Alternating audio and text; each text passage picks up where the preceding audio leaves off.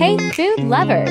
Make dinner with me in just 15 minutes. Season the lamb chops with salt, pepper, and fresh thyme. Heat a pan over medium-high heat and add butter. Sear the lamb chops for about 3 to 4 minutes on each side until golden. Brown and cook to your liking. During the last minute, add organic garlic cream to the pan and baste the chops with it for extra flavor.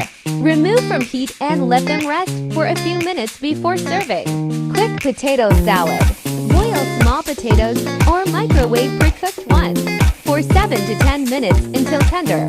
Once cooked, toss the potatoes with butter, a spoonful of organic garlic cream, fresh thyme, salt, and pepper. For added flavor, you can stir in a touch of mustard or chopped herbs like parsley. Serve the lamb chops alongside the creamy, flavorful potato salad. Enjoy your meal.